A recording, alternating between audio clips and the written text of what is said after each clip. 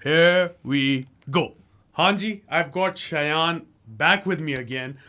Shayan, Pakistan Cambodia first leg 0-0. How happy are you? क्योंकि मैं तो बहुत ज़्यादा खुश हूँ. I am just over the moon और हाँ. मैं एक लाइन कहना चाहता हूँ कैमरा में देख के आए. Put some respect on Stephen Constantine's name हाँ, तो कैमरा में देख के बोलना था ना यार. Put some respect on Stephen Constantine's name For sure.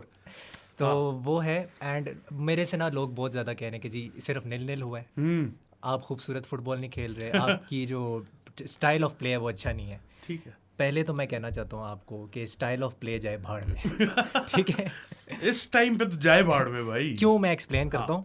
ये 0-0 इसलिए ज़रूरी है क्योंकि 2006 का जो वर्ल्ड कप क्वालिफायर था ना, उसमें आप किर्गिस्तान से खेले, आप फर्स्ट लेग हार गए.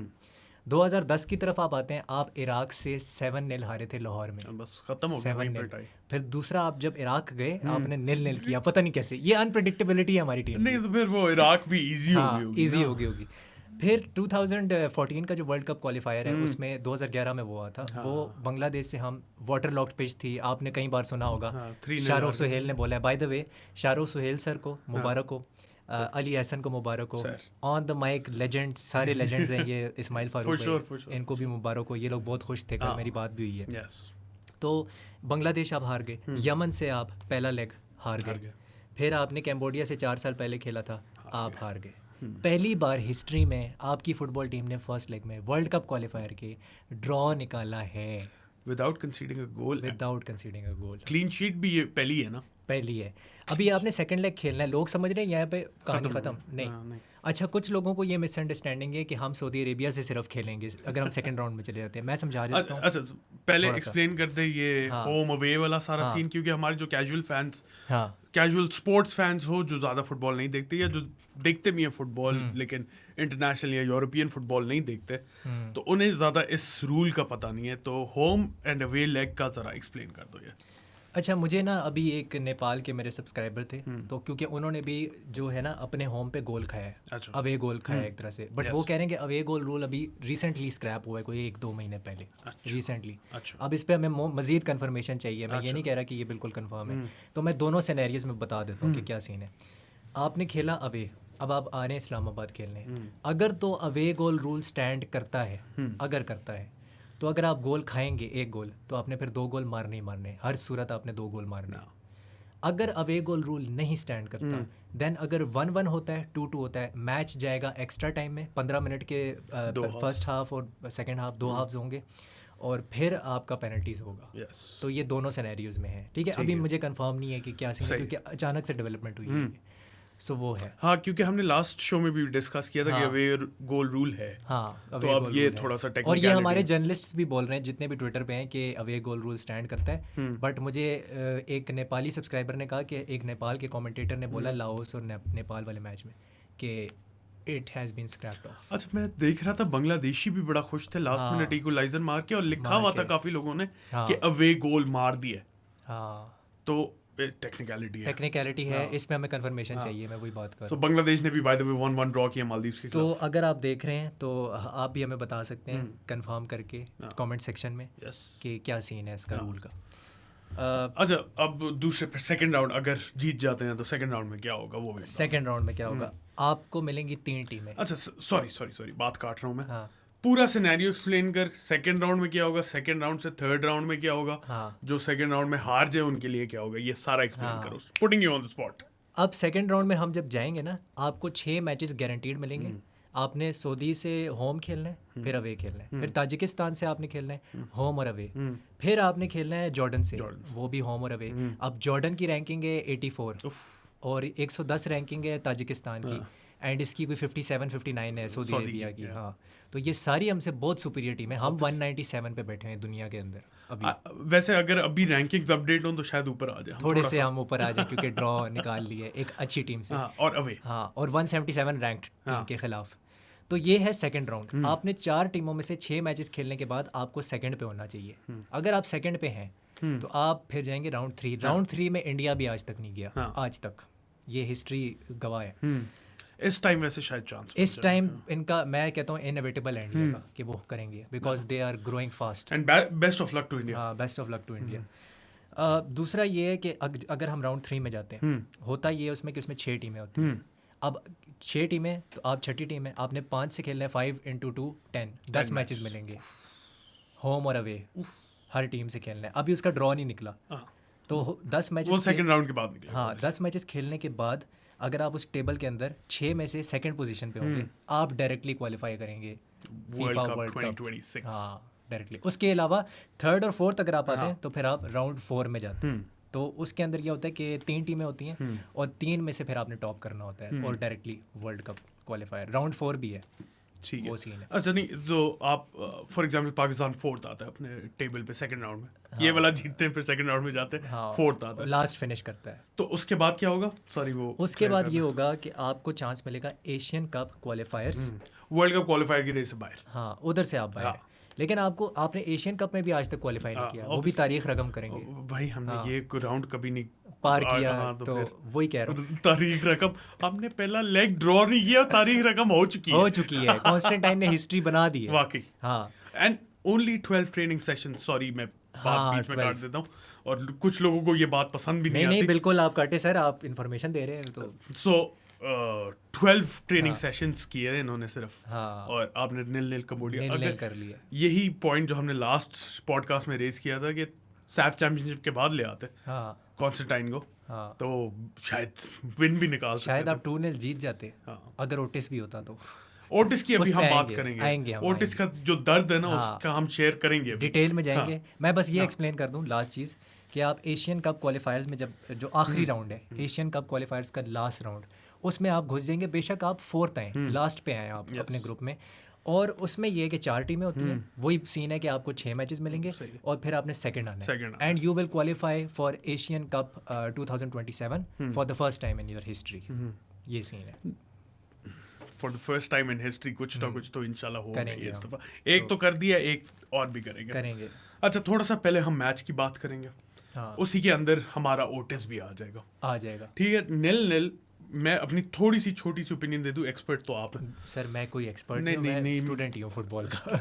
यार, इस शो के लिए तो एक्सपर्ट यही है, ठीक है। So what I thought, brilliant defensive performance, ठीक है, सॉलिड बैक 4, उसके आगे जो 4 थी, 2 बैंक्स ऑफ 4 बिल्कुल साथ जुड़े हुए थे काउंटर अटैकिंग फुटबॉल के लिए, एंड आई फेल्ट कि पाकिस्तान ने कंबोडिया से ज्यादा क्लियर कट चांसेस निकाले थे फर्स्ट हाफ में, स्पेशली। सेकंड हाफ में तो हम थोड़ा वैसे डीप चले गए, हम होजे मरीनियो, डिएगो सिमियोने पे चले गए थे। अच्छा, सीन पता है क्या है, एज अ फुटबॉल फैन, क्योंकि मैं भी बड़ा इमोशनल पाकिस्तानी फुटबॉल फैन हूँ, मैं शॉक हुआ था। मैं झूठ नहीं बोलूँगा, मैं लाइनअप देख के शॉक हुआ था। जाहिर है मेरी वो अंडरस्टैंडिंग नहीं है गेम को लेके जो स्टेफन कॉन्स्टेंटाइन, ऑब्वियसली उसने ट्रेनिंग सेशंस में उन प्लेयर्स के साथ टाइम गुजारा है, और वो एक लेजेंड है साउथ एशिया का। उसने इंडिया को कहाँ पे ले गया वो, आप देखें टॉप 100 रैंकिंग में, तो जाहिर है उसको हमसे ज़्यादा पता है। अब उसकी थिंकिंग ये थी, एक तो आप जैसे आपने अभी बात की कि हमारे जो फॉरेन प्लेयर्स थे वो लेट आए थे, आखिरी 2 दिन में वो आए, बहुत 2-3 सेशंस किए होंगे। अगर लोकल के साथ 12 सेशंस किए हैं तो इनके साथ 2-3 किए होंगे। उसकी थिंकिंग ये थी कि मैं मोइन अहमद को राइट पे खिलाऊंगा और शाइक दोस्त को लेफ्ट पे खिलाऊंगा, और ये वाइट स्पेस पे आके डिफेंड करेंगे, फुल डिफेंड। अच्छा, हो ये रहा था कि हम लोग डबल अप करते थे, क्योंकि उस साइड पे वो खेल रहा था राउमर हयात, और उसके साथ पीछे आता था अपना मोइन अहमद। जब मोइन अहमद को सब्स्टिट्यूट किया तो हारून हामिद जो था राइट विंग आगे पीछे आके डिफेंड करता था। अच्छा, मैंने एक और चीज़ नोटिस की कि इन सम पैटर्न ऑफ प्ले में जो आखिरी 15 मिनट थे, हारून हामिद सेकंड स्ट्राइकर बन गया था। फिर जब वलीद को भी लेके आए, वलीद राइट विंगर आ गया, और वलीद ने वो जो लास्ट आखिरी टैकल मारा बिल्कुल गेम के एंड में, वो पेनल्टी के बॉक्स में मारा था, लेकिन क्लियर टैकल था वो। मज़ा आया था देख के वो, कि हमारे जो प्लेयर्स हैं ना वो एक दूसरे के लिए लड़ रहे हैं। अच्छा, एक पॉइंट मेरे ख्याल से शायद किसी ने पता नहीं नोटिस किया कि नहीं, जो मैंने नोटिस किया, शाइक दोस्त बलोचिस्तान का, उसके पीछे कौन खेल रहा है, जुनैद शाह बलोचिस्तान का। दोनों एक ही टाइप ऑफ फुटबॉल खेलते हैं बलोचिस्तान के अंदर, जो उनकी एक आइडियोलॉजी है या ये वैसे मैंने बात नोटिस नहीं की थी। दोनों बलोचिस्तान के, ये स्टेफन कॉन्स्टेंटाइन ने सोचा होगा, आई एम डैम श्योर, क्योंकि उनका जो डीएनए है ना फुटबॉल, क्योंकि हमारे यहाँ डिफरेंट फुटबॉल खेली जाती है, डिफरेंट कल्चर है, हर एरिया का डिफरेंट कल्चर। हाँ, जैसे इंडिया में भी और नेपाल में भी डिफरेंट एरिया के डिफरेंट कल्चर्स हैं, ये वाला सीन है। सो वो देख के मुझे बड़ा फैसिनेटिंग था। फरीदुल्ला मैं तारीफ़ करना चाहता हूँ, कल बहुत अच्छा खेला वो। उसकी एक प्रॉब्लम था, पास बहुत लेट देता था, बहुत लेट पास देता था। वरना ये था कि वो होल्ड अप भी कर रहा था बॉल को, उससे अच्छा मैंने उसको बॉल लूज़ करते हुए नहीं देखा। 2 या 3 बार की होगी शायद, वरना मैंने नहीं देखा। वहीद रन्स निकाल रहा है, अच्छे रन्स निकाल रहा है, बट कभी कभी ये होता था कि जब वहीद ने बाहर से रन निकालना है ना, डिफेंडर के आउटसाइड से, वो इनसाइड निकाल देता था। और जब इनसाइड रन निकालना है वो आउटसाइड निकाल देता था, जिससे कि बॉल इंटरसेप्ट हो जाती थी। ये प्रॉब्लम थी। खैर मेरे लिहाज से ये थोड़ा सा लर्निंग कर्व है, थोड़ा सा और ये एक साथ खेलेंगे तो ये अंडरस्टैंडिंग इन दोनों की बेहतर भी हो जाएगी। बट वहीद और फरीदुल्लाह डिफेंसिवली सॉलिड, एग्जैक्टली। मोइन शाइक दोस्त डिफेंसिवली सॉलिड। ईसा की तो मैं क्या बात करूं, मेरा तो मैन ऑफ द मैच मेरा भी। ईसा सुलेमान ने जितने यार, एक उसने 27 मिनट मार्क पे एक टैकल मारा था डी के अंदर। कंबोडियन प्लेयर लेफ्ट फ्लैंक से अंदर आके कट करने लगा था, वहां पे उसने जो टैकल मारा था, इधर ही दे दो मैन ऑफ द मैच से। तुम कह रहे थे ऑफ द कैमरा कि ये हमारा वर्जिल वैन डाइक है, मैं कह रहा था हमारा विलियम सलीबा है। और काफी इंडियंस कह रहे थे कि अगर आईएसएल में अनवर अली और ये ईसा साथ खेलें तो मतलब मजा ही आ जाए, सोने पे सुहागा हो जाए। तो वो बड़ा मुझे अच्छा लगा था वो comment. Secondly I thought Abdullah Iqbal की भी तारीफ करनी चाहिए। ब्यूटीफुल। रईस नबी को भी मैंने बहुत क्रिटिसाइज किया है, लेकिन रईस नबी कल जो खेला है ना यार, मैंने ट्वीट भी किया था, उसे स्पेशल मेंशन भी दिया मैंने बहुत क्रिटिसाइज किया है। आई ईट माई वर्ड्स आउट। कल उसकी बेस्ट परफॉर्मेंस थी पाकिस्तान की शर्ट में। बेशक हमारा जो बेस्ट लोकल प्लेयर था अब्दुल्ला इकबाल पे मैं ये कहूँगा कि उसकी जो बॉल डिस्ट्रीब्यूशन थी वो भी काफ़ी अच्छी थी, टैकल्स अच्छे कर रहा था, and his communication with Isa Suleman, composure मैं यही बोलने लगा। एग्जैक्टली मेरे मुंह में ये वर्ड था, कंपोजर जो था ना उसका, कि देख रहे कि बॉल आ रही है, कब बाहर जा रही है, डिफेंडर कहाँ पे डिफेंड करना है, टैकल मारना है नहीं मारना, ये प्रॉपर एक एस्टैब्लिश्ड प्लेयर जो होते हैं ना वही कर सकते हैं। And not just that, he is guiding Junaid Shah जो कि अपना पहला इंटरनेशनल मैच खेल रहा है। बहुत अच्छा खेला था, बहुत अच्छा खेला वो। किसी ने लिखा भी हुआ था कि कोई अच्छा नहीं खेला मेरी ट्वीट के नीचे। मैंने कहा था यार, एक उसके वो जो डॉजी पेनल्टी वाला वो था, लेकिन शोल्डर टू शोल्डर मुझे तो लगा, शोल्डर टू शोल्डर था और इनफ कांटेक्ट आई थिंक नहीं था। सो एक उस चीज के ऊपर आप ये नहीं कह सकते कि वो गंदा खेला है, वो he was solid through out the match. Alamgir का नाम मैं लाजमी आलमगीर गाजी, मेरा बेस्ट लोकल जो प्लेयर था इस मैच में वो आलमगीर था फॉर श्योर। कल जो पाकिस्तानी फुटबॉल फैंस बोलते हैं, मैं नहीं बोलता कि वो हमारा मॉडरिच है, ये आप लोग बोलते हैं।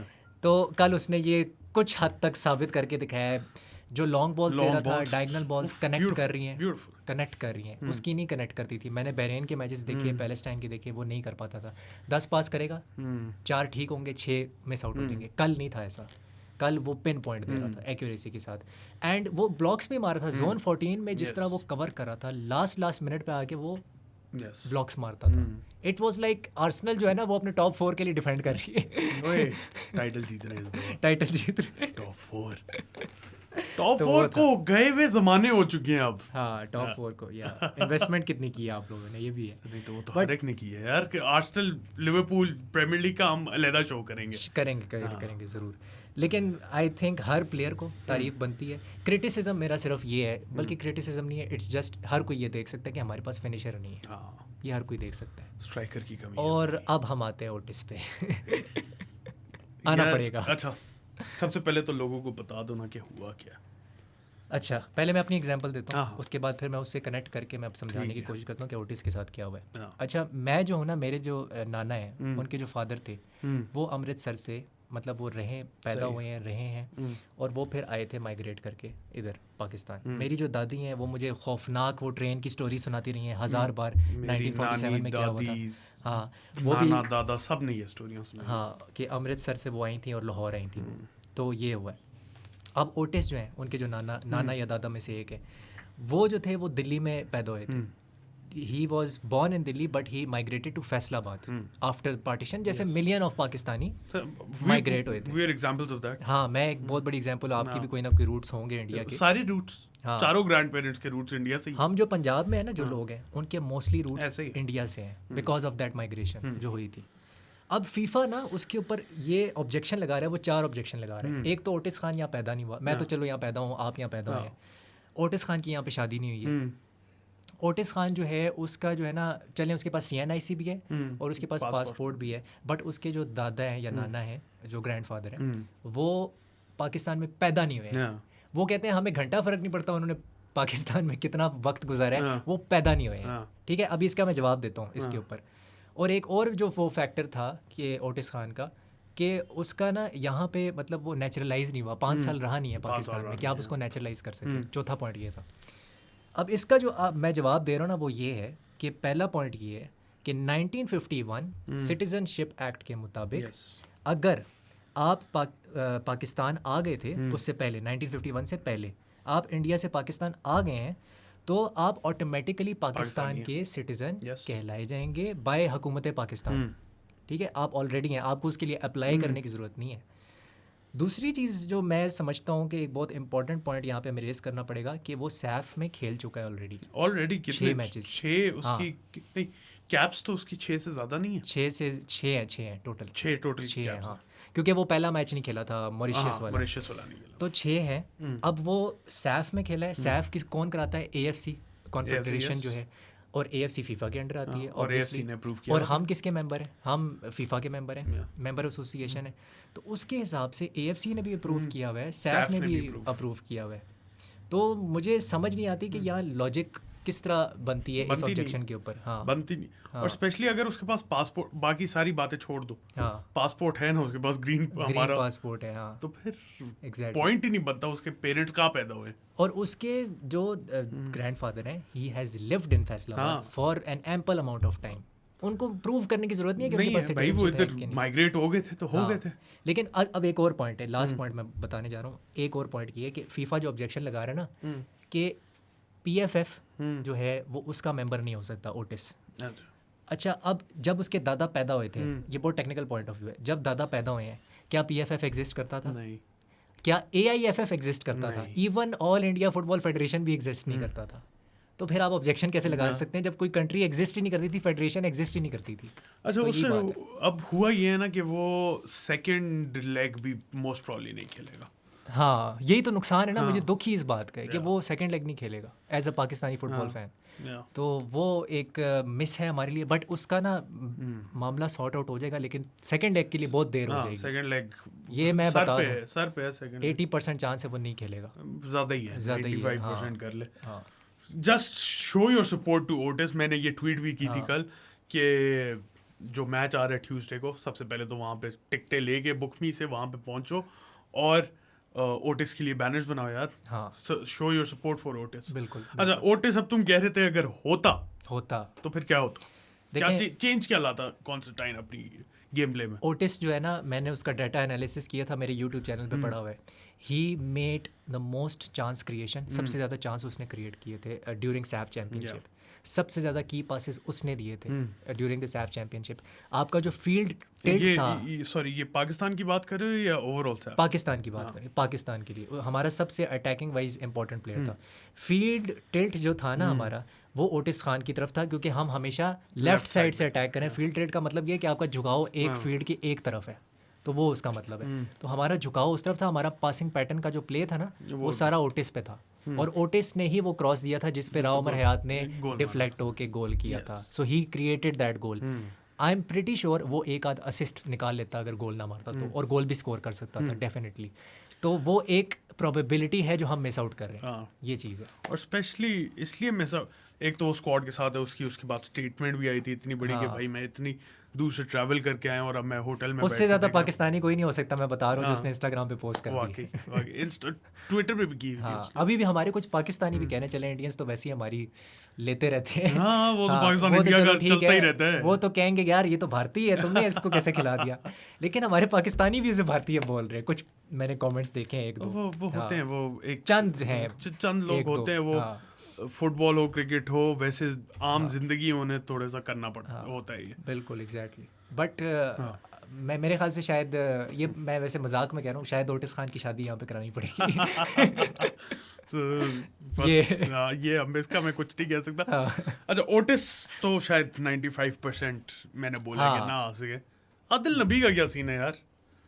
सर, आदिल नबी का तो 5 महीने से ना मामला चल रहा है। मेरे एक सब्सक्राइबर थे, उन्होंने रईस नबी को मैसेज किया डायरेक्ट, और रईस नबी ने उनको बताया था कि आदिल नबी जो है ना सेकंड लेग के लिए आ सकता है। ये रईस नबी ने खुद बोला है उस इंस्टाग्राम के मैसेज के अंदर, स्क्रीनशॉट तो हम नहीं चला सकते ऑब्वियसली, लेकिन ये उन्होंने बोला है, तो ये मेरी सोर्स है जिसके बुनियाद पे मैं ये कह रहा हूँ कि आदिल नबी can play in the second leg, जो जस्ट मैं क्लैरिफाई कर दूँ। अच्छा, उसका अभी फिलहाल इशू क्या है? उसे पासपोर्ट इशू नहीं हुआ हुआ? पासपोर्ट इशू नहीं हुआ, उसके सारे डॉक्यूमेंट्स रेडी हैं, उसने किया भी हुआ है अप्लाई, प्रोसेस में है अभी? हाँ अप्लाई कर चुका है वो। ओके। और उसका नाम भी एनओसी में, कोई ऐसा इशू नहीं है, सिर्फ जो है ना हम लेट हो गए उसका पासपोर्ट इशू करने में। मतलब हमारी गलती। जस्ट बाय द वे एक न्यूज़ भी आई हुई थी कि पाकिस्तान में पासपोर्ट की लैमिनेशन पेपर्स खत्म हो गया, इसी वजह से शायद आदिल नबी का वो अली भाई ने मुझे लगता है रीट्वीट भी की है। और एक और चीज़ थी कि नादिया खान के टाइम भी ये प्रॉब्लम हुई थी कि वो लेट हो गया था उनका पासपोर्ट। खैर अभी तो वो इंजर हो गई हैं, but she was a very important player for us. और वो सैफ में फिर वो इंजर हुई हैं तो वो खेल नहीं पाई थी, तो ये उसमें भी अभी जो सऊदी गए थे तब भी हाँ इश्यूज आए थे, तो ये प्रॉब्लम्स हैं। सही है। और सिमिलर सिचुएशन एतजाज़ की भी है। एतजाज़ का तो आप समझ लें ऑलमोस्ट नामुमकिन है, ऑलमोस्ट नामुमकिन। इस लेग के लिए या ओवरऑल? नहीं, इस लेग के लिए। आगे अगर आप राउंड 2 में जाते हैं, इवन ओले सेतर इज़ अ पॉसिबिलिटी। एतजाज़ तो आ ही जाएगा, आदिल भी आ जाएगा। ओले सेतर या उस टाइप का एक फॉरवर्ड हम काफ़ी ज़्यादा हमें चाहिए। आई थिंक अगर इवन मिकाइल अब्दुल्ला भी आ जाता है, और उसकी भी काफ़ी पॉसिबिलिटी है क्योंकि उसके फादर ने अप्लाई किया हुआ है पासपोर्ट के लिए। अच्छा। काफ़ी टाइम से, और वो यही कह रहे हैं कि भाई वही डॉक्यूमेंट्स का रोला हो रहा है, कभी कोई डॉक्यूमेंट मिस हो जाता है, कभी कोई डॉक्यूमेंट मिस हो जाता है, ये इशूज़ आ रहे हैं। तो उसके फादर तो इंटरेस्टेड है कि यार ये लड़का जो मेरा बेटा है ना वो किसी तरह पाकिस्तान के लिए खेल जाए, और उसके तो फादर हैं पाकिस्तानी, तो वो चीज़ है। बट आई थिंक ओले सेतर को ना मनाने की ज़रूरत नहीं है, वो इंटरेस्टेड है। आपको सिर्फ उससे ये कहना है कि भाई तुम अपने डॉक्यूमेंट्स जो है ना वो इकट्ठे कर लो, जस्ट आपने ये उसको। जस्ट बाय द वे, ओले का कोई नॉर्वे में चांस नहीं बन रहा? बहुत मुश्किल है, I don't think so, even though he is knocking on the door, लेकिन मुझे नहीं लगता कि नॉर्वे उसको खिलाएगा। I don't think so. बहुत क्योंकि गोल्स तो वो बड़े मारा, गोल्स तो वो कर रहा है, बट मुझे नहीं लग रहा। होपफुली नहीं खिलाए यार, होपफुली ना खिलाए, पाकिस्तान ले ले उसे। गयास जाहिद को खिला लिया था, इसकी वजह से मेरे से बहुत लोग पूछते हैं कि गयास जाहिद एलिजिबल है नहीं। ही इज़ नॉट एलिजिबल क्योंकि वो यूएफा नेशंस लीग जो थी उसमें 10 मिनट खेल गया था कॉम्पिटिटिव फिक्सचर। अगर आप कॉम्पिटिटिव फिक्सचर किसी और मुल्क के लिए खेल लेते हो, आप पाकिस्तान के लिए नहीं खेल सकते। अच्छा, इस पे भी कुछ एक टेक्निकलिटी थी मुझे लगता है, लाइक अंडर 21 और समथिंग कुछ, अगर पता है तुम्हें तो। अंडर 21, हाँ अंडर 21 में वो था, बट मैंने अली एहसन से कंफर्म किया था ये, बार बार मैंने पूछा कि क्या सीन है, कहते नहीं वो उससे ऊपर निकल चुका था जब उसका वो खेला है। नहीं, मैं वैसे एक प्लेयर की एलिजिबिलिटी की बात एक प्लेयर की एलिजिबिलिटी में, हाँ अगर वो अंडर 21 से नीचे है फिर वो खेल सकता है पाकिस्तान के लिए, even if he has made a competitive international में खेला हो बेशक। हाँ बेशक खेल गया हो 10 मिनट 15 मिनट, जैसे गयास जाहिद। अगर गयास जाहिद 21 से कम साल का होता तो वो खेल सकता था टेक्निकल बेसिस पे, तो ये चीज़ थी। ठीक है। अच्छा, थोड़ा सा अब मैच के बारे में डिस्कस तो किया नहीं हमने यार, टेक्निकल थोड़े से पॉइंटर्स दे यार, अपने टेक्निकल पॉइंटर्स। मैच में ना आई एक्चुअली थॉट कि एक तो पीछे से बिल्डअप करी थी कैम्बोडिया 3-4-3 में, एंड दे वर ट्राइंग कि यार इसको ना किसी तरह सफोकेट किया जाए, जो आपको डबल पिवट है ना आलमगीर का, लेकिन वो कामयाब नहीं हो रहे थे उसमें, आलमगीर के और रईस नबी के डबल पिवट को। उसका रीज़न ये था कि रईस नबी और आलमगीर बॉल को बहुत अच्छे तरीके से टिक टिक टिक टिक टिक डिक्टेट कर रहे हैं। वो जैसे टिकी टाका नहीं बोलूँगा मैं वर्ड इस्तेमाल नहीं करूँगा, डिक्टेट बट डिक्टेट कर रहे थे, ठीक है। ऐसे ब्रिलियंट पासेस हो रहे थे, शॉर्ट पासेस जो थे। लेकिन क्योंकि हमारी सेकंड हाफ में जो अप्रोच थी प्रैग्मेटिक हो गई थी।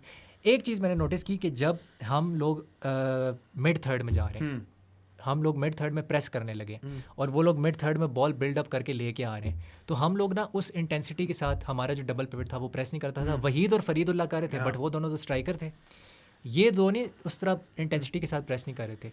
उसकी वजह से होता क्या था, लॉन्ग बॉल आती थी, जो आपका बैक 4 है उसके पीछे वो निकल जाते थे, और जुनेद शाह वाली जो साइड थी बार बार वहाँ पे 3-4 बॉल्स आई हैं, और वो बेचारा कभी कभी आउट ऑफ पोजीशन हुआ है, और उसको अब्दुल्ला इकबाल कह रहा था भाई पीछे पीछे पीछे रहे, अपने जोन के अंदर है।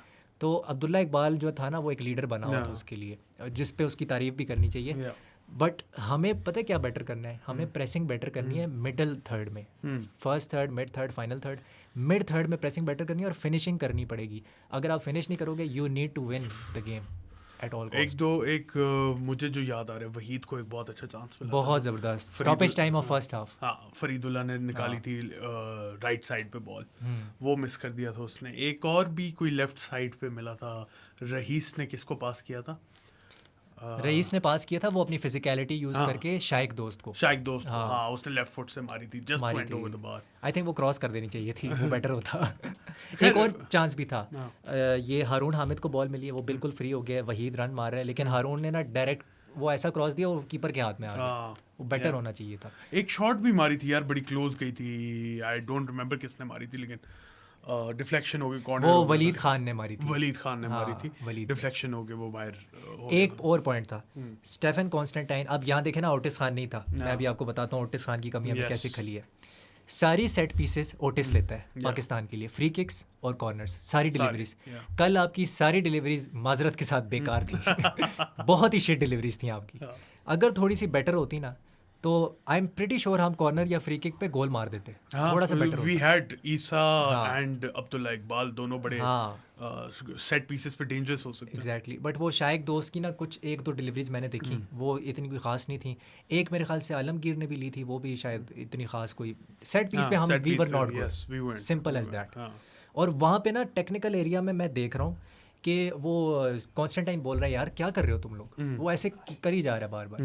एक और इंस्टेंस था कि वहीद जो है ना वो भाग रहा है अपने डिफेंडर्स की तरफ कैम्बोडिया के, और फरीदुल्लाह जो है ना वो जो पीछे बॉल उन्होंने गलत गंदा पास दिया है, उस स्पेस में जो खाली स्पेस था वहाँ पे फरीदुल्लाह को आना चाहिए था। तो स्टेफन कॉन्स्टेंटाइन मैंने खुद देखा है उसको बोल रहा है टच लाइन से, भाई तू उधर क्यों नहीं गया वहाँ पे।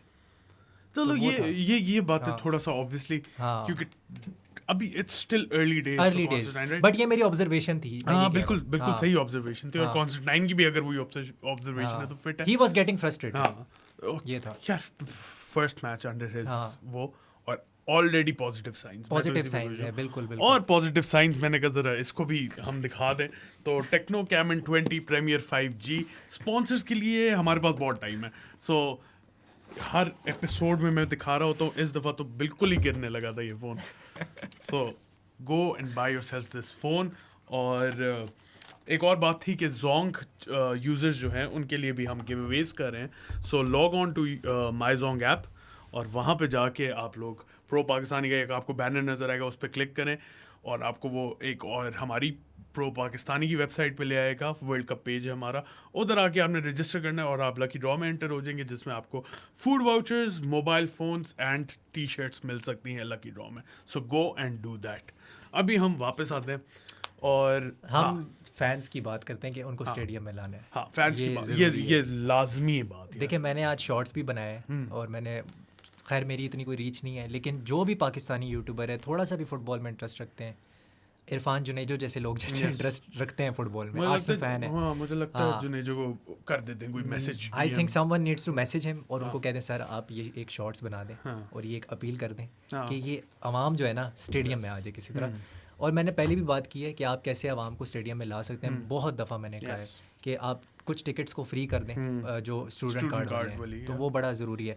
दूसरा हमें एक एटमॉस्फेयर क्रिएट करना पड़ेगा, we need to make Pakistan like Emirates, Jinnah stadium और एमिरेट्स का स्टेडियम की तारीफ कर दी है फाइनली। सर मैं करूँगा, आप सामने बैठे हैं और डॉर्टमंड का मैं मारता नहीं हूँ यार सामने बैठे हैं या डॉर्टमंड का जैसे वो येलो बॉल है उस तरह हमें एटमॉस्फेयर क्रिएट करना पड़ेगा। बैनर्स लेकर आओ, स्लोगन्स बनाओ, जैसे बैनर्स एक तो ओटिस का लेके आओ, पाकिस्तान के झंडे लेके आओ, green paint the stadium green, yes बिल्कुल, लेकिन ले आओ प्लीज, ले आए और आप आने की कोशिश करें। मुझे पता है कुछ लोग बहुत दूर से, कराची से भी लोग आना चाह रहे हैं, मुझे मैसेज लोग कर रहे हैं, कोशिश करें। मुझे पता है महंगा हो जाता है, कभी कभी एक्सपेंसिव पड़ जाती है सीन्स, लेकिन टिकट इतनी कोई महंगी नहीं है। अगर टिकट को सिर्फ आप देखें, आने में तो आपको प्रॉब्लम हो सकती है आई एम श्योर, लेकिन वो इतना मसला नहीं है। So create the atmosphere, come to the stadium. Pakistan के पास 34 ईयर्स में पहली बार एक चांस है कि वो फीफा वर्ल्ड कप के राउंड 2 में पहुंच सकता है,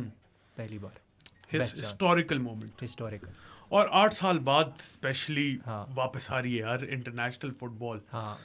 और उसका टिकट्स खरीदने का तरीका ये है कि bookme.pk पे जाओ, और वो बहुत इंटरेस्टिंगली हर 25 फैंस को मुझे लगता है हर रोज फ्री शर्ट्स भी देने पाकिस्तान की। सो पाकिस्तान फुटबॉल की, जिसकी bye the way gym armour के साथ, जिम आर्मर का स्पॉन्सर है, खैर हमारे स्पॉन्सर तो नहीं है वो, हमारे नहीं है तो हम बात कर सकते हैं। जिम आर्मर हमें भी स्पॉन्सर कर देना कभी, कर दे शयान को, बल्कि एंथुसियास्टिक कमेंटेटर, इसका बहुत फिट कंटेंट है, सो मैंने ये भी अपील कर दी है। सर एक जो चीज़ है ना, आई थिंक अगर मैं इस पे बात नहीं करूँगा ना आपके इस प्लेटफॉर्म पे, तो मेरे सब्सक्राइबर्स मुझसे बहुत ज़्यादा नाराज़ हो जाएंगे. I think we need to talk about PFF elections. हाँ, फॉर श्योर. ये बड़ा एक इम्पॉर्टेंट चीज़ है. ये बहुत ज़्यादा इम्पोर्टेंट चीज़ है, थोड़ी टेक्निकल चीज़ है, थोड़े लोग नाराज़ भी हो जाते हैं. और इसमें मैं 2 पॉलिटिशियंस का भी नाम लेने लगा हूँ, और मैं उनको वोल्डेमॉर्ट कह के पुकारूंगा और थैनोस कह के पुकारूंगा. ठीक है. They must not be named. तो फैसल साले हयात एंड अशफाक हुसैन शाह. फैसल साले हयात को हम वोल्डेमॉर्ट बोलेंगे और अशफाक हुसैन शाह को हम बोलेंगे थैनोस. यार देख ले, बोल दिया तो चलो. ये ना बताता ना कि किसको क्या बोल रहे हैं. Should have left it up to the users. नहीं, मेरे सब्सक्राइबर्स जो है ना वो फिर बहुत ज़्यादा वो हो जाते हैं कि आपने नाम नहीं लिया. नहीं, नाम ले लिया ना. हाँ. लेकिन ये ना पता कि थैनोस कौन है और वोल्डेमॉर्ट कौन है. खैर, अब हो गया. अब आपको पता लग गई है. अब हम आते हैं मेन मुद्दे पे कि मैं ये क्यों बात करूँ. फैसल साले हयात कोई तकरीबन 14 साल वो प्रेसिडेंट रहे हैं पाकिस्तान फुटबॉल फेडरेशन के. अब उन्होंने फीफा गोल प्रोजेक्ट्स में कितने पैसे खाए हैं वो रिपोर्टेड है. वो अली एहसन के आर्टिकल्स में रिपोर्टेड है. आप footballpakistan.com में जाके देख सकते हैं. मैंने वीडियो भी बनाई हुई है उस पर यूट्यूब पे, वो भी देख सकते हैं. ठीक है, उसके अंदर मैं नहीं जाऊँगा, बट हाँ ये रिपोर्टेड है कि उन्होंने पैसे खाए हैं. अशफाक हुसैन शाह ने अनिल कपूर की तरह, जैसे नायक मूवी में उसने, अमरीश पुरी थे, आई थिंक अमरीश पुरी थे. यार देखी नहीं हुई मैंने. नायक एक डायलॉग ही याद है. हाँ, तो उसको गिरबान से पकड़ के ना वो लेकर आए थे और घसीटा था बाहर. उसी तरह अशफाक हुसैन शाह ने हारून मलिक को टाई से पकड़ा और घसीटा बाहर PFF से. और किसी मुल्क में आज तक नॉर्मलाइजेशन कमेटी पे हमला नहीं हुआ है. किसी मुल्क में. आपके मुल्क में हुआ है, हमारे मुल्क में हुआ है, पाकिस्तान में. हमारे पॉलिटिशियंस ने हमारी ही नॉर्मलाइजेशन कमेटी पे हमला कर दिया. और नॉर्मलाइजेशन कमेटी जो थी वो किसने अपॉइंट की है? फीफा ने. और हारून मलिक साहब को किसने अपॉइंट किया? फीफा ने. लेकिन हमारे पॉलिटिशियंस क्या कहते हैं? हम तो फीफा को जानते ही नहीं, हम तो कुछ समझते ही नहीं है. ठीक है. अब मैं आता हूँ इलेक्शंस होते कैसे और कितनी धांधली होती है. फैसल साले हयात ने एक कॉन्स्टिट्यूशन बनाया था 2015 में, 2014 में तकरीबन. उस कॉन्स्टिट्यूशन में ये लिखा हुआ है कि 26 मेंबर का इलेक्टोरल कॉलेज होता है, 26 मेंबर का. अब उसमें से 13 वोट्स कैसे आते हैं और वो जीतते कैसे हैं, वो इलेक्शन जीतते कैसे हैं? एक वोट आता है हमारे ही शहर से, इस्लामाबाद, जिसकी यहाँ पे एक फ़ुटबॉल एसोसिएशन है, इस्लामाबाद फ़ुटबॉल एसोसिएशन, IFA बोलते हैं उसको. वहाँ से एक वोट आता है और वो मेंबर वहाँ से इलेक्ट होके 26 मेंबर इलेक्टोरल कॉलेज में चला जाता है. और वो फिर जो मेंबर है वो वोट देगा फैसल साले हयात को या जो भी कैंडिडेट नामजद हुआ है. अब 3 मेंबर्स आते हैं पंजाब से, 3 मेंबर्स आते हैं बलूचिस्तान से, फिर KPK से और सिंध से आते हैं. जो आपका AJ की है उसके पास कोई वोट नहीं है. वहाँ पे भी फुटबॉल एसोसिएशन है बट नो वोट्स. गिलगित के पास भी वोटिंग राइट नहीं है. वहाँ पे भी फुटबॉल एसोसिएशन है. अब ये 13 ये हो गए. ठीक है. अब ये जो 13 है ना, ये हमेशा फैसल साले हयात वही चूज़ करता है जो उसको वोट देते हैं. क्योंकि इलेक्शन में वो धांधली होती है. होता ये है कि डिस्ट्रिक्ट लेवल पे धांधली होती है, फिर प्रोविंशियल लेवल पे जब इलेक्शन होता है एसोसिएशन के लेवल पे धांधली होती है. और वो 3 मेंबर फिर वो धांधली से ऊपर आते हैं through Sindh and Punjab and Islamabad का भी कुछ ऐसे ही सीन है. तो लास्ट इलेक्शन जब हुआ था उसमें से 13 में से 9 फैसल साले हयात के अपने बंदे थे. अपने. अच्छा, बाकी जो घटिया आपके डिपार्टमेंट्स हैं पाकिस्तान प्रीमियर लीग के 8, वो हमेशा फैसल साले हयात को वोट करते हैं. क्यों?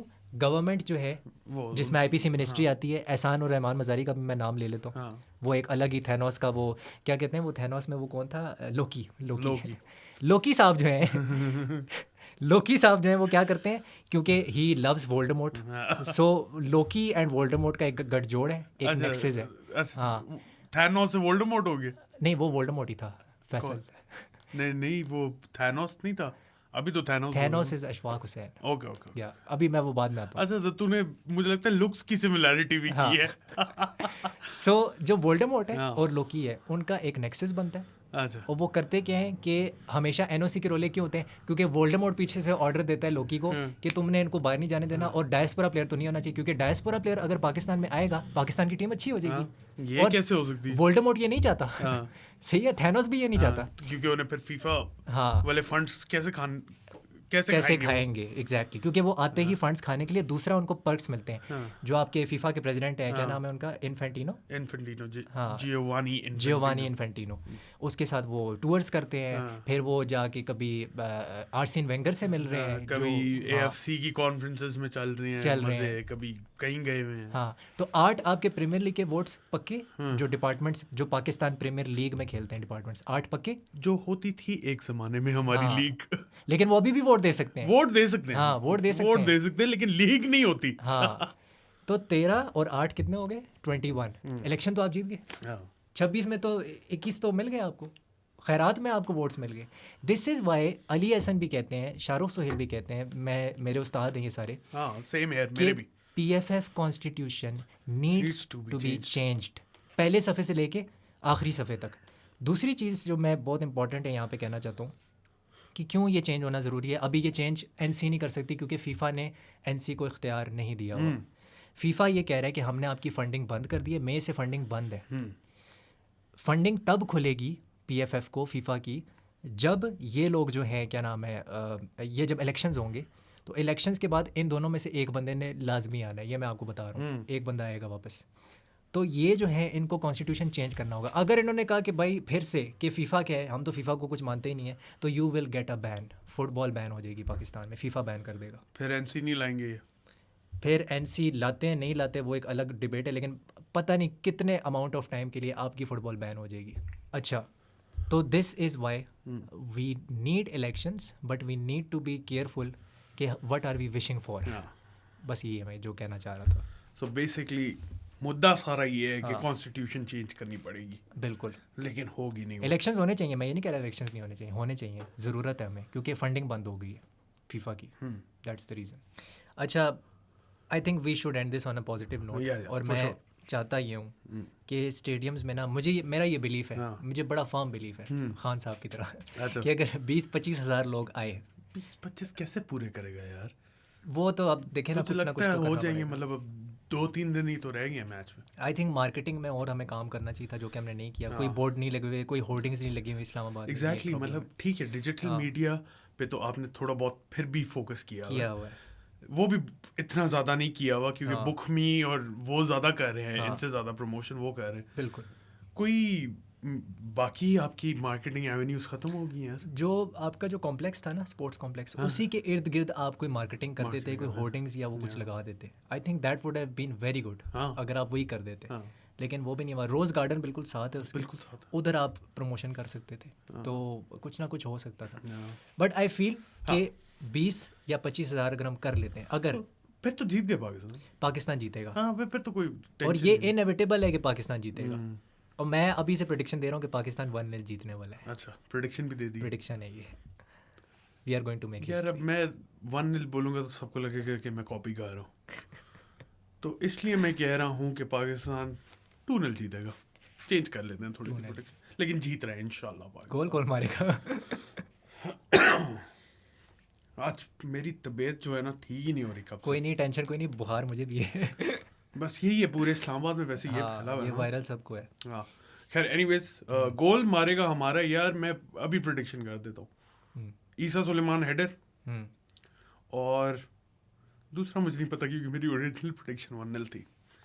I would go with, if अगर आपकी प्रेडिक्शन में जाए, हारून हामिद फिर गोल मारे। आई थिंक यहीं पे वीडियो ख़त्म करते हैं हम, और एज ऑलवेज लाइक कर दें वीडियो को, सब्सक्राइब कर दें हमारे चैनल को, शयान को भी जाके सब्सक्राइब करें। नीचे कमेंट्स में उसका कमेंट्स में नहीं, डिस्क्रिप्शन में लिंक दिया हुआ है। We'll see you guys next time, until then, अल्लाह हाफिज़।